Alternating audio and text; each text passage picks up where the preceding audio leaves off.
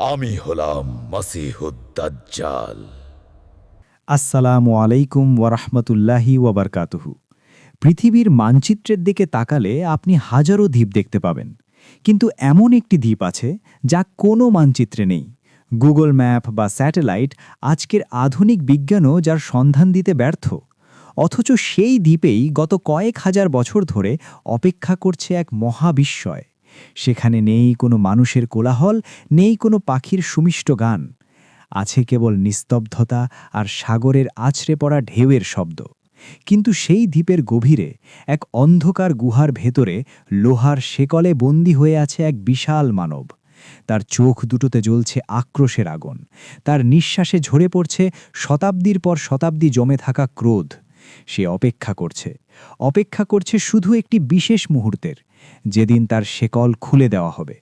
কে এই বন্দী? কেন তাকে হাজার বছর ধরে নির্জন দ্বীপে আটকে রাখা হয়েছে? আর কেনই বা তার সাথে দেখা হওয়ার পর একদল নাবিকের জীবন চিরতরে বদলে গিয়েছিল? আজ আমরা আপনাদের নিয়ে যাব ইতিহাসের সেই হারিয়ে যাওয়া পাতায়। শুনব সাহাবী তামিম আদ-দারি রাদিয়াল্লাহু আনহু-এর জবানি, যিনি নিজের চোখে দেখেছিলেন কিয়ামতের সবচেয়ে বড় ফিতনা, দাজ্জালকে। আপনার কি সাহস আছে সেই দ্বীপের রহস্য ভেদ করার? তবে কান পাতুন, গল্পটি শুরু হচ্ছে ঠিক এখান থেকেই। সময়টা মহানবী হজরত মুহাম্মদ সাল্লাল্লাহু আলাইহি ওয়াসাল্লামের মদিনায় হিজরতের পরবর্তী সময়। কিন্তু আমাদের গল্পের নায়ক তখনও মুসলমান হননি।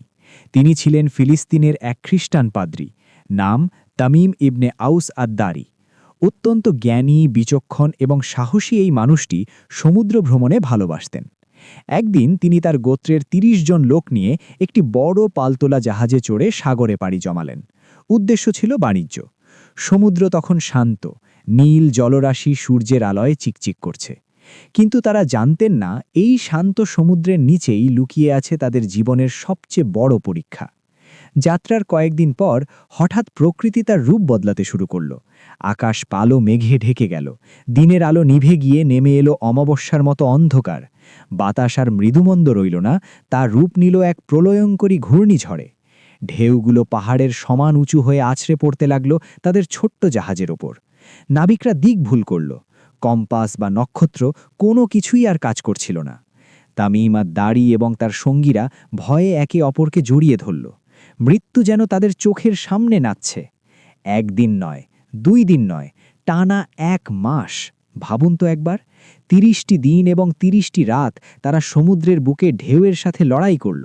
খাবার শেষ, পানি শেষ, নোনা পানি আর বৃষ্টির ফোঁটা ছাড়া তাদের আর কোনো সম্বল নেই। তাদের শরীর কঙ্কালসার হয়ে গেল, চোখের নিচে কালচিটে। আশা ছেড়ে দিয়ে তারা শুধু মৃত্যুর প্রহর গুনছিল। অবশেষে ১ মাস পর ঝড়ের তাণ্ডব কিছুটা কমল, ঢেউগুলো শান্ত হয়ে এলো। তখন পশ্চিম আকাশে সূর্য ডুবছে, লাল আভা ছড়িয়ে পড়েছে পুরো সাগরে। এমন সময় জাহাজের মাস্তুল থেকে একজন চিৎকার করে উঠল, ডাঙা, ডাঙা দেখা যাচ্ছে! সবাই ছুটে এলো। হ্যাঁ, দূরে কুয়াশার চাদরে মোড়া একটি দ্বীপ দেখা যাচ্ছে। কিন্তু দ্বীপটি দেখতে মোটেও সাধারণ কোনো দ্বীপের মতো ছিল না। সেখান থেকে এক অদ্ভুত নিস্তব্ধতা ভেসে আসছিল। তবুও বাঁচার তাগিদে তারা ছোট ছোট ডিঙি নৌকা নামিয়ে দ্বীপের দিকে রওনা হলো। সূর্য তখন প্রায় ডুবে গেছে। আবছা অন্ধকারে তারা দ্বীপের বালুকাময় তীরে পা রাখল। শক্ত মাটি পেয়ে অনেকে সিজদায় লুটিয়ে পড়ল। কিন্তু তাদের আনন্দ বেশিক্ষণ স্থায়ী হলো না, কারণ তারা বুঝতে পারল তারা একা নয়। অন্ধকারের ভেতর থেকে খসখস শব্দ ভেসে আসছিল। মনে হচ্ছিল কেউ তাদের ওপর নজর রাখছে। ঝোপঝাড়ের আড়াল থেকে হঠাৎ তাদের সামনে এসে দাঁড়ালো এক অদ্ভুত জীব। তামিম আদ-দারি এবং তার সঙ্গীরা ভয়ে পিছিয়ে গেল। তাদের সামনে যে জীবটি দাঁড়িয়ে আছে, এমন জীব তারা জীবনে দেখেনি। প্রাণীটির সারা শরীর এত ঘন এবং লম্বা পশমে ঢাকা যে তার শরীরের চামড়া দেখা যাচ্ছে না। এমনকি পশমের কারণে বোঝা যাচ্ছিল না কোনটি তার মুখ আর কোনটি তার লেজ। তামিম আদ-দারি সাহসে বুক বেঁধে জিজ্ঞেস করলেন, কে তুমি? তুমি কি কোনো শয়তান নাকি জিন? প্রাণীটি মানুষের ভাষায় উত্তর দিল। তার কণ্ঠস্বর ছিল খসখসে এবং যান্ত্রিক। সে বলল, তোমাদের ভয় পাওয়ার কিছু নেই, আমি কোনো ক্ষতি করতে আসিনি। তামিম আবার জিজ্ঞেস করলেন, তবে তুমি কে? প্রাণীটি উত্তর দিল, আমি হলাম আল জাসসাসা, অর্থাৎ সংবাদ সংগ্রহকারী বা গুপ্তচর। তামিম অবাক হলেন। গুপ্তচর, কার গুপ্তচর? তুমি কার জন্য খবর সংগ্রহ করছো? প্রাণীটি কোনো উত্তর দিল না। সে শুধু তার লম্বা লোমেশ হাতটি তুলে দ্বীপের মাঝখানে একটি পুরানো পরিত্যক্ত ইবাদতখানার দিকে ইঙ্গিত করল। তারপর বলল, তোমরা আমার কথায় সময় নষ্ট করো না। ওই যে মঠটি দেখছ, ওখানে যাও। সেখানে এক ব্যক্তি তোমাদের খবরের জন্য অধীর অপেক্ষায় রয়েছে। তামিম এবং তার সঙ্গীরা একে অপরের দিকে তাকালো। এই নির্জন দ্বীপে মানুষ, আর সে তাদের খবরের জন্য অপেক্ষা করছে।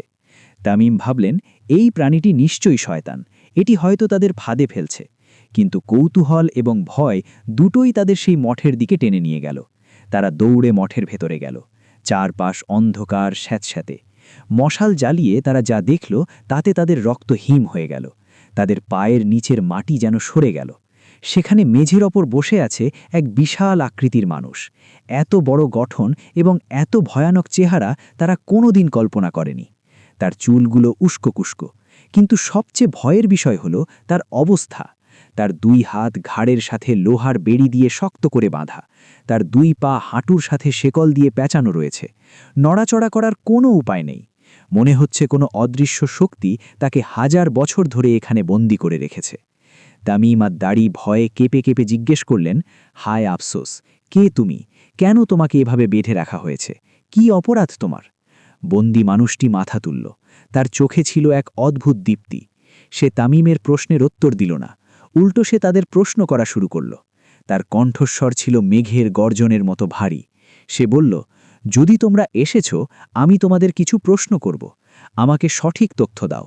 তামিম বললেন, জিজ্ঞেস করো। বন্দি প্রথম প্রশ্নটি করল, আমাকে বিসান অর্থাৎ ফিলিস্তিনের একটি অঞ্চল এর খেজুর বাগান সম্পর্কে বলো। সেখানে কি এখনও খেজুর ধরে? তামিম বললেন, হ্যাঁ, সেখানে এখনও প্রচুর খেজুর ধরে। আমরা তো সেখান থেকেই এসেছি। বন্দি দীর্ঘশ্বাস ফেলল।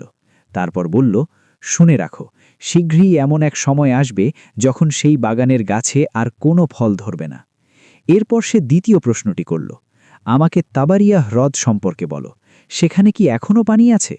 তামিম বললেন, হ্যাঁ, সেই হ্রদে তো বিপুল জলরাশি। মানুষ সেখান থেকে পানি ব্যবহার করে, চাষাবাদ করে। বন্দি ক্রূর হাসি দিল, বলল, মনে রেখো, অচিরেই সেই হ্রদের পানি শুকিয়ে যাবে।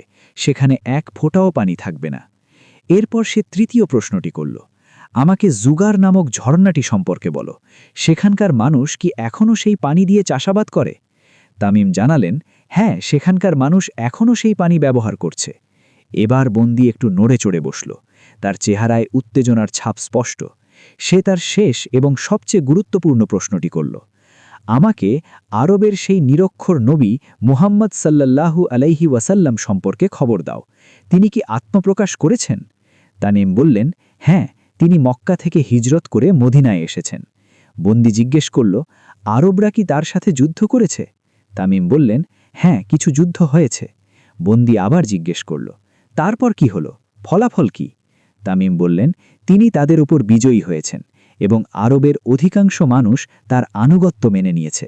তারা এখন এক আল্লাহর ইবাদত করে। এই কথা শুনে বন্দি যেন স্বস্তি পেল। সে বলল, শোনো, তার আনুগত্য করাই তাদের মঙ্গল। তার অনুসরণেই রয়েছে মুক্তি। তামিম আর দাড়ি এবার অধৈর্য হয়ে জিজ্ঞেস করলেন, তুমি এত কিছু জানতে চাইছো কেন? এবার বলো, তুমি কে? বন্দি মানুষটি এবার সোজা হয়ে বসার চেষ্টা করল। শেকলগুলো ঝনঝন করে উঠল। সে তার ভয়ঙ্কর চোখ দুটো তামিমের দিকে স্থির করে বলল, আমি হলাম মাসিহুদ দাজ্জাল। তামিমের হৃৎস্পন্দন যেন থেমে গেল। দাজ্জাল, যে নামের কথা তারা শুনেছে, যার ফিতনার কথা কিতাবে লেখা আছে। বন্দি মানুষটি বলতে লাগল, আমাকে শিগগিরই এখান থেকে বের হওয়ার অনুমতি দেওয়া হবে। আমার শেকল খুলে দেওয়া হবে। তখন আমি বের হব। আমি পুরো পৃথিবী চষে বেড়াব।